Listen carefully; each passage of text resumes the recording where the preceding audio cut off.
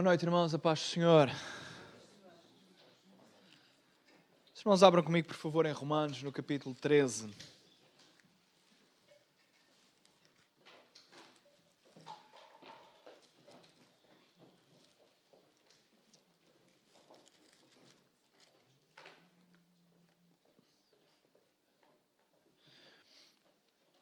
Romanos 13.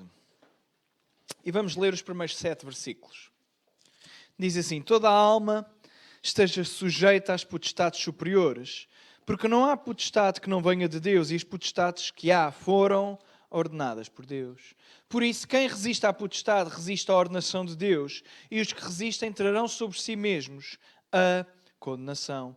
Porque os magistrados não são terror para as boas obras, mas para as más. Queres tu, pois, não temer a potestade? Faz o bem e terás o louvor dela, porque ela é ministro de Deus para teu bem, mas se fizeres o mal, teme, pois não traz de balde a espada, porque é ministro de Deus e vingador para castigar o que faz o mal. Portanto, é necessário que lhes estejais sujeitos, não somente pelo castigo, mas também pela consciência. Por esta razão também pagais tributos, porque são ministros de Deus, atendendo sempre a isto mesmo. Portanto, dei a cada um o que deveis: a quem tributo, tributo; a quem imposto, imposto; a quem temor, temor; a quem honra, honra. Amém? Até aqui, a palavra do Senhor. Está aqui uma corda, ó Daniel, toma lá. Foste tu que partiste, é tua. Estava-me aqui a atrapalhar isto tudo. Romanos 13 fala acerca, não é a terceira não, é a terceira só que ele parte. Já são 3 vezes, já partiu, são 4 cordas. Então não estamos aqui nem há um ano, estão a ver, é quase daqui a bocadinho é o ritmo de uma corda por mês. Vai-te sair do bolso, Daniel, vai-te sair do bolso. Mas irmãos, estamos vamos desfocar. Romanos 13 fala acerca de algo que parece mais uma vez um parênteses. Paulo, de vez em quando, ao longo da carta, nós fomos ver que ele, de vez em quando, parece que faz parênteses nos assuntos. Este é um parênteses específico relativamente a uma questão que hoje é bem atual. A pergunta que se impera é: o governo é bom ou é mau? E aqui alguns riem-se, porque esta é uma pergunta que dava para um grande debate. Alguns de nós diríamos: depende do partido, depende das políticas, depende o que é que significa governo. Podemos pensar no nosso, podemos pensar numa ditadura, podemos pensar numa ordem política que não tenha nada a ver com aquilo em que nós queremos. E a pergunta é esta mesmo: é bom ou é mau? Eu acho que a resposta é de facto depende. Mas aquilo que nós vemos aqui é acerca de um princípio que é a submissão à autoridade governativa. A autoridade que governa a nação, a autoridade que governa um determinado país, aqueles que governam e que têm poder, a autoridade é esta expressão, nós devemos a eles submissão. É isto que fala o texto. Não é à toa, não é de balde que Paulo está a escrever a uma igreja que se encontra em Roma, cujo império que dominava era o Império Romano. Não existia democracia. Existia aquilo que se chamava um imperador. Isto era um império. O imperador ditava, havia aqui...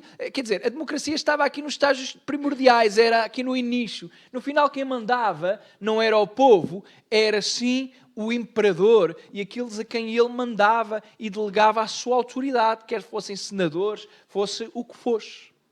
Então, Paulo está a escrever a uma igreja, e não se esqueçam do contexto, não se esqueçam, não vamos ler tudo outra vez, já preguei sobre o capítulo 12 2 vezes, uma delas foi há 2 semanas atrás, onde fizemos o resumo, mais uma vez, todo este capítulo, mas não se esqueçam que o contexto do capítulo 13 está ligado, obviamente, àquilo que vem antecedentemente, isto é, aquilo que vem anteriormente, e aquilo que vem anteriormente é: não vos deixais, ou não vos conformeis com este mundo, mas transformai-vos pela renovação do vosso entendimento. E depois diz: para que experimenteis qual seja a boa, agradável e perfeita vontade de Deus. Deixa-me perguntar ainda outra vez nesta noite: quantos é que queremos experimentar a boa, perfeita e agradável vontade de Deus?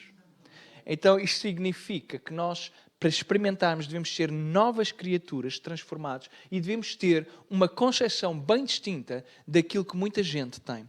Não se esqueçam, quando Paulo escreve, e algumas pessoas têm este argumento, alguns teólogos, já não são assim tantos, mas houve uma altura em que havia vários teólogos que tinham esta ideia, que Paulo, ao escrever isto, ele escreveu numa altura em que quem dominava era o imperador Nero, mas estava no início do seu governo. E Nero, ao início, as coisas estavam em paz. Então seria fácil para Paulo dizer que devemos nos submeter à autoridade quando tudo está e quando tudo vai bem. Agora, esta interpretação de que Paulo escreveu isto quando as coisas estavam em paz, não anula, ainda que isso fosse verdade, e penso que não é esse o contexto, ainda que isso fosse verdade, não anula que existe aqui um princípio, porque ou nós acreditamos que Deus é quem inspira, é o Espírito Santo quem inspira o escritor a escrever, ou então para nós isto não passa de um texto humano. Nós queremos que a palavra de Deus é a palavra de Deus, amém? Então nós conseguimos tirar daqui um princípio, e o princípio é este mesmo, é um princípio de nós percebermos e entendermos que apesar de todas as circunstâncias, qualquer que seja a pessoa que está no poder, qualquer que seja a forma de governo, seja ele eleito, seja ele levado pela guerra, o que for, nós temos que acreditar que Deus ainda está acima e é soberano sobre toda a história. A ponto tal de toda a autoridade que existe no homem apenas existe porque Deus permite, porque Deus lhe dá. E quanto mais depressa nós engolirmos esta verdade dura, porque é duro, não vou negar, que é difícil entender isto, que é difícil engolir esta pílula de que quem está em autoridade está porque Deus assim permite.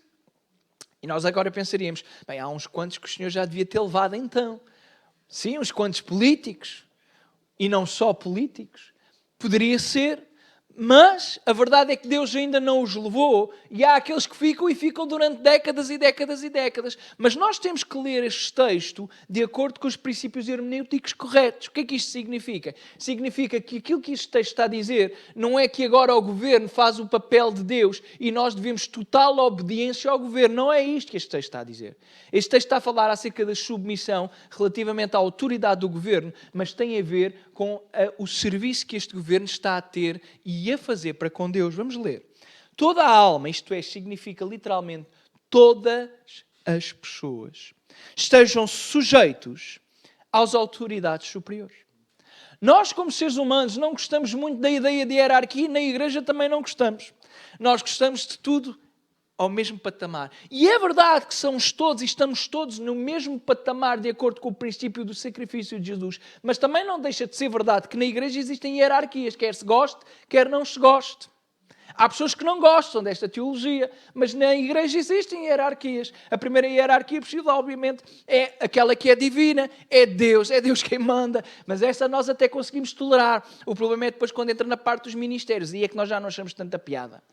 Porque significa que haver ministérios, não significa que hierarquia significa que a pessoa é mais importante, não tem nada a ver com isso. Tem a ver com autoridade e direção de igreja. Temos também uma forma de dirigir, uma forma de organizar, uma forma de liderar a igreja. Concordes ou não concordes, nós temos o movimento das Assembleias de Deus. E dentro do governo das Assembleias de Deus existe uma forma de atuação. Existe uma forma de governo. Há igrejas em que é de facto a Assembleia que decide absolutamente tudo. Então, cada irmão, em cada assunto, seja o que for, nem que se tenha que gastar 30 cêntimos, tem que ir à Assembleia. Este não é um modelo que nós, como Assembleia de Deus, praticamos, mas isto para dizer o quê? E não querendo desfocar. Que a ideia é, nós não gostamos muito da ideia de hierarquias, porque hierarquia implica submissão. E nós não gostamos de submissão. Mas a submissão é um princípio bíblico. Você está cá? A submissão é um princípio bíblico não só relativamente às autoridades governativas, mas podíamos dar uma série de exemplos. Por exemplo, 1 Coríntios 16 fala exatamente disto, de sermos submissos àqueles que lideram a igreja. Mas poderíamos pensar noutros textos, como Efésios 5:21, Tito 2:9, e estes textos falam acerca até da submissão, por exemplo, que a mulher deve ter para com o esposo, e também de a submissão que cada um de nós deve ter uns para com os outros. Devemos ser submissos uns aos outros. Então, o princípio da submissão é um princípio que vai permeando a Bíblia, também e não é apenas no Velho Testamento, como vimos, até dei-vos apenas textos do Novo Testamento, mas poderíamos ir também ao Velho Testamento. Ele permeia a submissão, permeia. A ideia é, quem é transformado, renovado, não tem preocupações, nem tem problemas em submeter-se àqueles que também estão sujeitos e submetidos a Deus. Porque no final todos estamos submissos a Deus e uns aos outros. Mas existe aqui um princípio de hierarquia. O texto fala especificamente de hierarquias, de poderes superiores. Esta expressão não tem a ver especificamente com a igreja, tem a ver claramente com a questão do governo. E pode ser muito doloroso para nós pensarmos no tipo de governo que nós temos e termos que ser sujeitos. Mas pensem comigo, este texto foi escrito para uma igreja ao qual Paulo, apóstolo, está a dizer: sejam sujeitos ao Império Romano. Sejam submissos. Submissão não significa e não implica obediência total, como já disse, porque depois há uma hierarquia também de valores e princípios. Podemos ver isto lá mais à frente. Mas a ideia que Paulo está a dizer, e é logo chocante, é porque nós vemos isto também em Corinto, na igreja em Corinto. Quando o povo, na expectativa do reino, o Messias chegou, Jesus instaurou, ele inaugurou a ideia do reino. Então, se estamos no reino, não somos deste reino, então podemos vender tudo, largar tudo, deixar tudo e também não nos submetermos à autoridade, porque nós não somos cidadãos destes governos, nós somos cidadãos do governo do céu. Mas Paulo está a dizer, meus amigos, calmex. É verdade que somos cidadãos do reino, mas o governo humano, ele cumpre um propósito daquele que é o Deus divino. E o Deus divino perfeito é ele que delega da sua autoridade e coloca uma função no governo humano. Seja qual for o tipo de governo. Porque os irmãos pensem comigo, vamos lá a Israel no Velho Testamento. Israel vivia numa monarquia. E eles estavam sujeitos e submetidos a quem?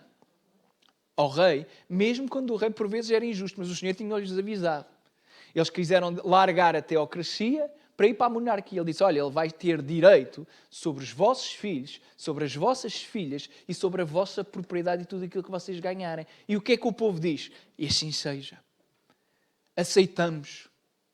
Pois mais à frente arrependem-se. Logo a seguir, ainda nem tinha havido rei, já eles estavam arrependidos daquilo que tinham dito, porque tinham percebido finalmente. Não perceberam bem, depois foram percebendo com a vida. Mas naquela altura, porque o Senhor avisou-os através de Samuel. Samuel, olha, não fiques preocupado, foi a mim que eles rejeitaram, agora vai e diz ao povo. E o Samuel desanca neles. E eles, fizemos mal, pecámos contra o Senhor. Sempre a mesma linga-linga, exatamente como nós fazemos tantas vezes, não é? A ideia é, a submissão é um princípio e nós vimos logo isto no Velho Testamento, apontado de o povo ter que ser submisso ao rei, mesmo quando ele era injusto. Submissão, como eu disse, não quero que confundam com obediência. Nós não somos obrigados, entendam esta expressão, a submeter-nos àquilo que é contrário à santidade de Deus. Nós não temos, e até devemos o dever, de não nos sujeitarmos àquilo que é pecado. Por isso é que nós estamos a entrar numa altura complexa em que este texto eu acho que é todo atual, faz sentido e é atual. Que é, estamos a entrar numa altura em que já estamos nela, em que leis vão sendo feitas, leis vão sendo escritas e nós vamos ter que tomar uma opção, uma decisão. Ou eu obedeço e submeto totalmente ao governo humano, ou eu submeto-me à lei de Deus, porque de repente nós estamos a entrar numa era em que é tudo contrário, em que a lei que o governo humano quer colocar e fazer imperar é contrária à lei divina. Mas já lá vamos. Toda a alma está sujeita às potestades superiores, porque não há potestade que não venha de Deus, e as potestades que há foram ordenadas por Deus. Deixem isto bater um bocadinho. Não há autoridade que não seja de Deus, e as que há foram todas ordenadas por Deus. É complexo. É complicado. Mas isto é ou não é a palavra de Deus? Significa que ao longo da história tenha se levantado quem se levantou. Venha a levantar-se quem se levantar. Não há ninguém que assuma uma posição de liderança e de autoridade, de governo, que Deus não tenha permitido. Mesmo os malucos que vocês estão a pensar. Vocês estão a pensar numa série deles atuais, não é? Um começa por P e acaba em IN. O outro é mais difícil. mas eles estiveram juntos hoje de manhã. Nhon, nhon, nhon. E há outros, porque não são só esses. Porque até podemos olhar para a nossa própria casa. Não precisamos de ir tão longe. Mas a ideia é, nada neste mundo está fora do controle divino. Deus não é apanhado desprevenido, Deus não é apanhado na curva, Deus não é apanhado de surpresa. O Senhor sabe tudo. E se é Ele aquele que manda, e se Ele tem ou não tem toda a autoridade. Se Ele tem toda a autoridade, é normal que a autoridade que exista só exista, do ponto de vista humano, se Ele permitir que a mesma aconteça. E é isto que Paulo está a tentar ensinar.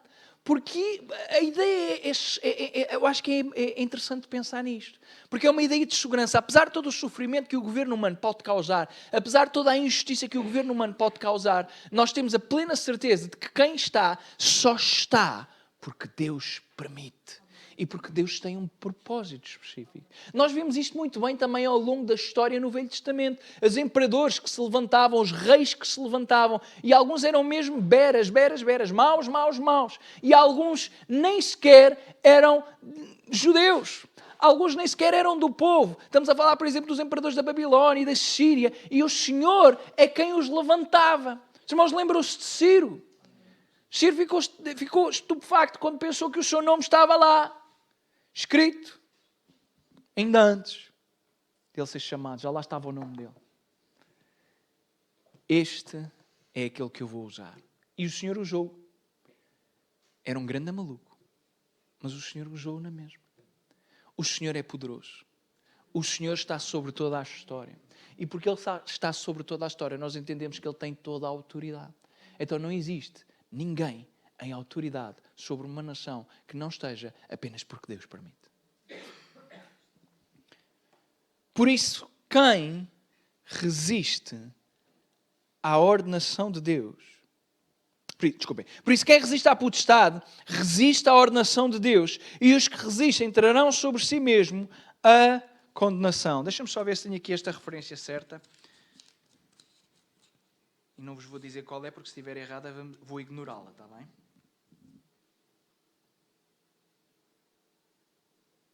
Ok.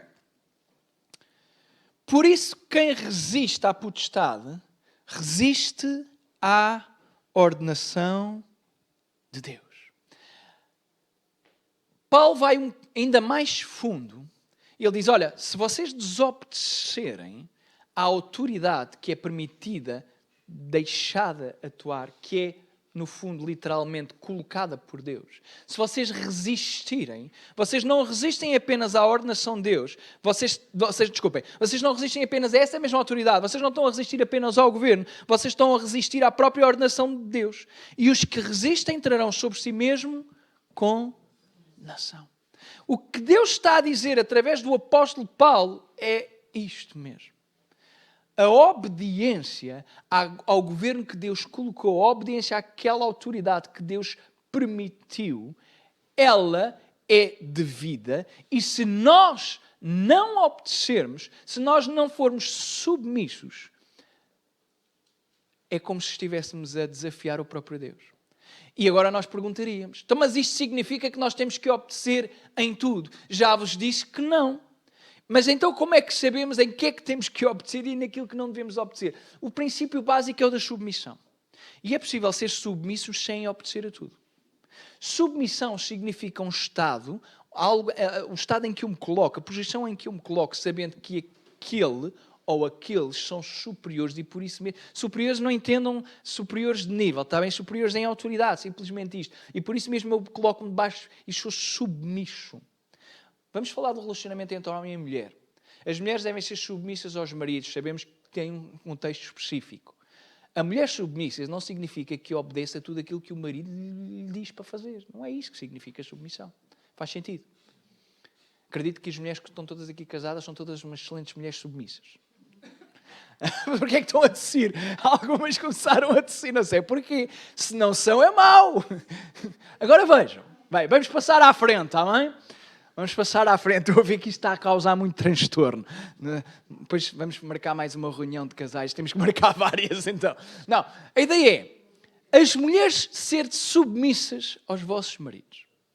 Depois tem, eu sei que as mulheres já estão a pensar, pastor, porque é que não lê a outra parte? Eu sei que tem a outra parte, porque o marido deve se entregar e entregar a sua própria vida como Cristo deu e amar a esposa como Cristo amou a igreja a ponto de dar a sua vida por ele. E há mulheres que já estão a olhar para os maridos a fazer assim.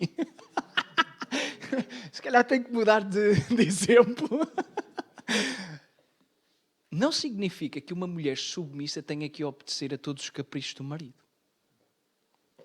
Uma mulher submissa não significa que tenha que obedecer a tudo aquilo que o marido queira. Uma mulher pode continuar a ser submissa não obedecendo ou desobedecendo a algumas coisas que o marido lhe diga. Como, por exemplo, se o marido lhe disser alguma coisa que vá contra Deus. Se o que está em questão é Deus ou qualquer outra autoridade, é fácil entender que o princípio mais alto é obedecer sempre a Deus. O mesmo no casamento. Eu espero que os vossos maridos não os mandem ou não vos peçam para fazer coisas que vão contra o Senhor, porque se vos pedirem, vocês também já sabem qual é a resposta que têm que dar. O que é que Pedro diz em Atos 5:29? Alguém que abra Atos 5:29. Quando lhes mandam, olha,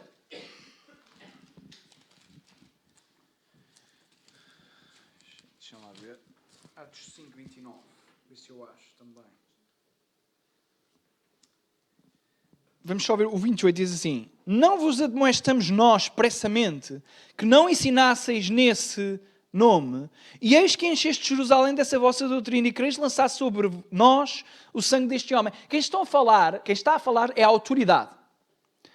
É uma autoridade que está a falar, um governo autorativo, que tem poder de tomar decisões. E estão-lhes a dizer especificamente, olha, vocês devem obedecer isto. Ou melhor, vocês já desobedeceram, porque nós já vos tínhamos dito que vocês não podiam pregar, anunciar este nome. Porém, respondendo Pedro, os apóstolos disseram, mais importa obedecer a Deus do que aos... Então este princípio deve permear todo o texto, porque é um princípio que vem de Atos. E a Bíblia não se contradiz a si, nunca, jamais. Um texto não se aplica isoladamente. E Paulo sabe muito bem isto, porque Paulo conhece a Escritura bem melhor do que nós. Paulo só fazia das Escrituras vida, porque para ele vida era ler a palavra do Senhor.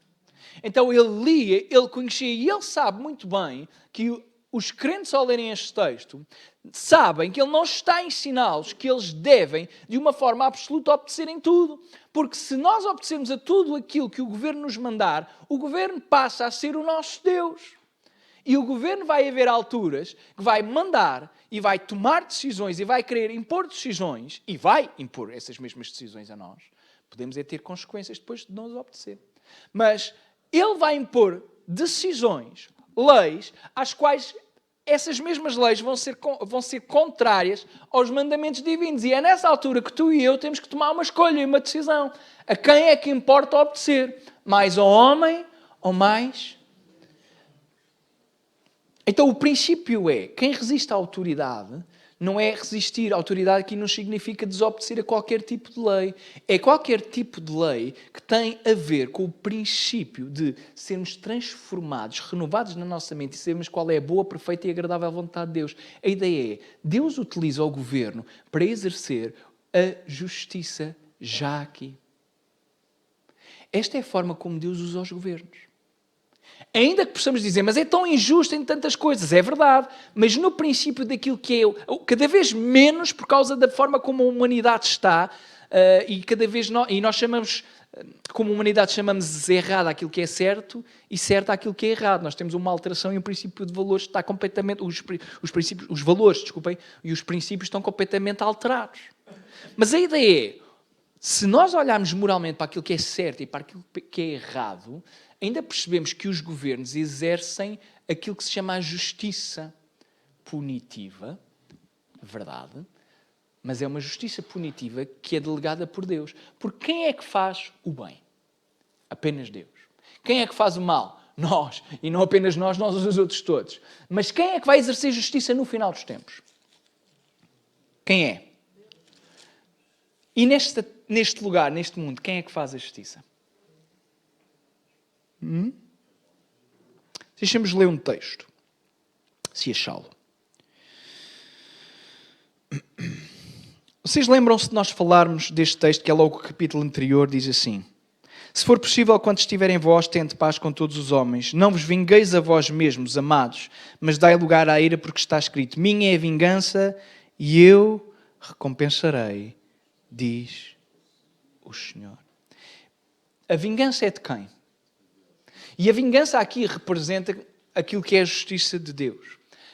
Ele diz para nós não nos vingarmos a nós mesmos, porque é o Senhor que vai trazer. E a vingança no sentido de justiça, ela é efetuada eternamente, quando o Senhor vier e julgar todas as nações de uma forma equitativa e justa.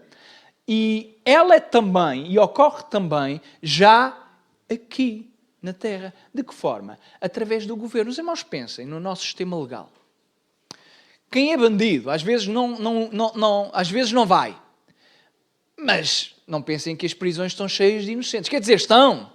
Se vocês forem lá, vocês vão ver que é quase tudo inocente. É só perguntarem e a culpa foi do polícia que os apanhou naquele dia. Eu tinha uma série deles que era isto que diziam: então, mas estás aqui porquê? Eu estou aqui porque o polícia apareceu mesmo naquela altura, senão não estava. Então a culpa não é deles, a culpa é do polícia que chegou naquela altura. Ou a culpa é de alguém que os provocou, ou a culpa é de alguém que estava com muito ouro, ou a culpa era do carro que estava mesmo ali à porta. A culpa é sempre de alguém. Mas vejam, tirando isso, a maior parte das pessoas que estão ali, admitindo que possa haver de facto inocentes na prisão, não é isso que põe em causa, pode haver, e certamente há. A maior parte das pessoas que está ali porque merece. Certo? A maior parte das pessoas está ali porque merece. E estão lá merecendo, e a justiça que está a ser feita é uma justiça contrária à divina. Não. Estão lá cumprindo o propósito de um Deus que é um Deus justo. Quando Deus dá a lei, Ele não dá também condenação para a violação dessa mesma lei. O princípio do direito penal está lá desde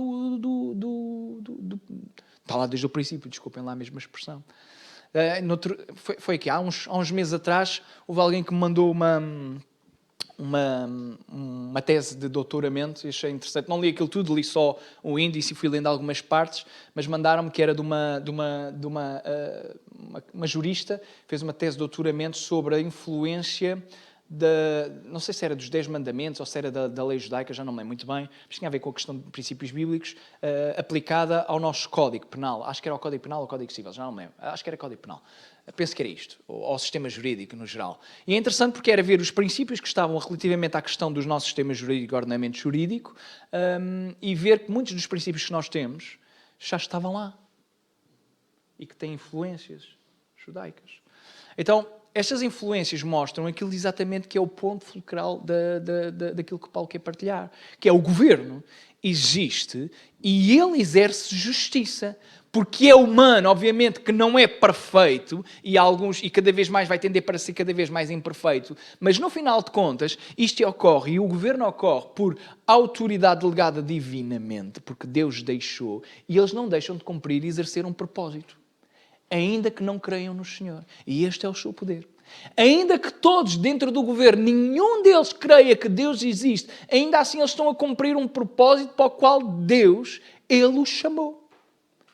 Por muito estranho que isto pareça.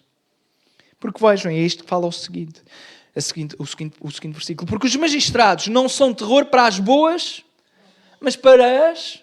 Temos aqui um princípio.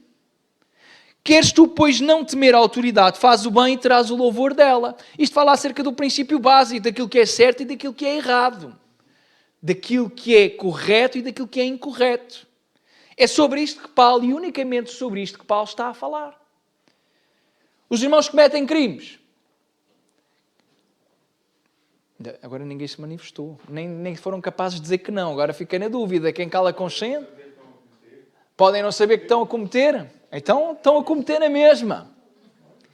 Estão a cometer na mesma. Uma coisa que eu ensino lá no...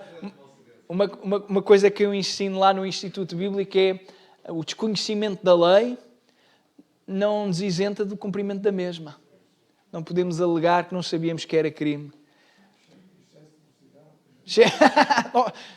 Não vi, nem sabia quanto é que podia andar aqui. Olha, temos pena. Hoje em dia os GPS até já avisam, não é? Mas, irmãos, a ideia é esta.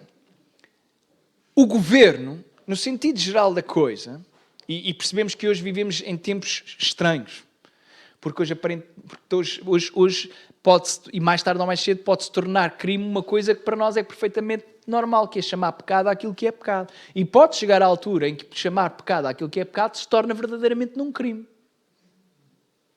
E aí é mais complicado.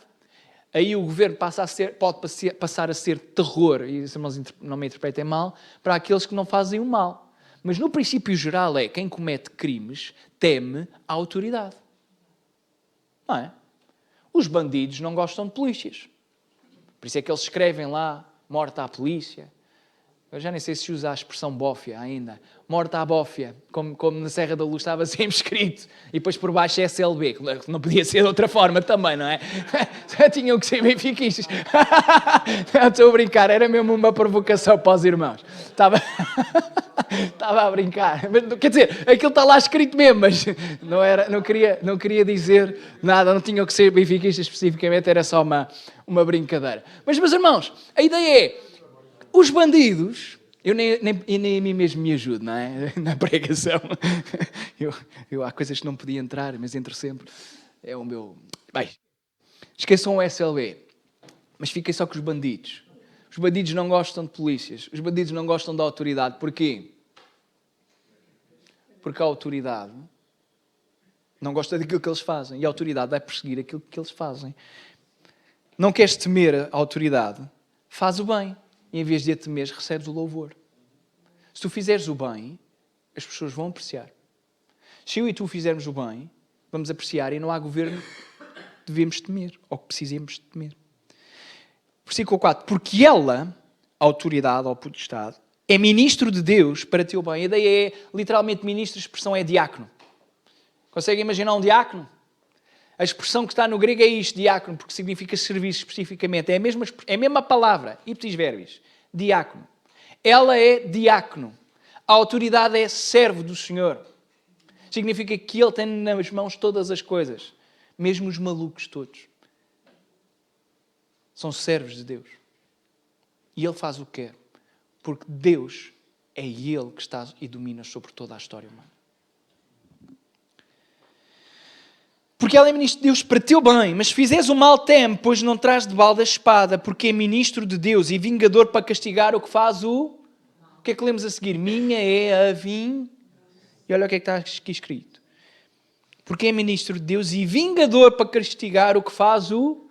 Não vos vingueis a vós. Estão a ver como é que os textos se conectam? E aquilo que aparentemente parece ser um à parte, tem sempre ligação com alguma coisa. Esta é a beleza da palavra do Senhor. Não são textos isolados. Isto é o Espírito Santo, que é o fio condutor de todas as coisas. Por isso é que a palavra de Deus é maravilhosa. Não há aqui nada que seja aleatório. Até aqueles textos mais complicados. Nada é aleatório. Se está lá é porque faz falta. Às vezes ainda não percebemos bem para quê, mas vai haver uma fase da nossa vida em que aquele texto que a nós não nos dizia nada, a determinada altura é mesmo aquela a solução e a chave para a nossa vida. Portanto, é necessário que lhes estejais cheios. Não somente pelo castigo, mas também pela... Isto fala acerca de quem é renovado na mente. Aqueles que estão lá fora, que não creem no Senhor, podem se submeter à autoridade única e exclusivamente pelo medo das represálias. É bom que o crente não seja apenas por isso, mas seja pela própria consciência, porque todos somos dotados de uma consciência. E nós, como cristãos que somos, a nossa consciência, ela deve estar bem afinada pela bússola do Espírito Santo. E o Espírito Santo sempre vai falando à nossa consciência e sempre vai falando à nossa vida. Então é normal que nós cumpramos, que nós obedecemos, que nós nos submetemos, sujeitando-nos à autoridade. Não apenas pelo medo das represálias, mas acima de tudo pela consciência. Porque, Daniel, precisas de um telemóvel novo também. Não... Espero que não. Porque não é apenas pelo medo. Não pode ser pelo medo. A consciência é aquilo que nos leva a entender aquilo que temos que obedecer e aquilo que não temos que obedecer. A consciência não é subjetiva, ao contrário daquilo que as pessoas dizem. A consciência, eu acredito nisto, de acordo com a palavra do Senhor, ela tem princípios morais absolutos, inalteráveis. Então não tem a ver com a consciência de cada um, como às vezes dizemos. Isso tem a ver com a consciência de cada um. Isso, às vezes dizemos isto um bocadinho para... Mas há uma consciência absoluta. É aquela que é impressa por Deus em nós. Por esta razão também pagais tributos, porque são ministros de Deus, atendendo sempre a isto mesmo. Esta parte nós não gostávamos nada, porque era aqui que nós queríamos que Paulo dissesse. Por isso mesmo vocês não devem pagar o tributo. Infelizmente temos que pagar. Portanto, dai a cada um que deveis. A quem tributo, tributo. A quem imposto, imposto. A quem temor, temor. A quem honra, honra. E falamos disto da próxima vez. Pagar ou dar aquilo que devemos aos outros que nos podem cobrar. Logo a seguir entra a ideia do amor ao próximo novamente. E parece que é outro texto, mas isto tem conexão. Exatamente com o final destes versículos. Por isso é que vamos guardar isto para o final. Para a próxima vez. Mas dizer-vos isto então, irmãos. Concluindo. Nos tempos que correm, com tanta indefinição, insegurança e dúvida, relativamente àquilo que é não apenas a questão do nosso país, mas na Europa e no mundo, com todas estas políticas e todas estas decisões, e nós não sabemos muito bem o que isto vai dar. Há uma coisa que para nós deve ser segurança, é que o Senhor está sobre todas as coisas. E venha quem vier, seja votado quem for, seja eleito quem for, ou tome pela força o poder quem quer que seja, é o Senhor que detém a última palavra. É Ele e apenas Ele que rege o mundo. E no final sabemos que tudo vai cooperar para o bem daqueles que amam. Que amam. E Deus, Ele está sobre toda a história. Amém?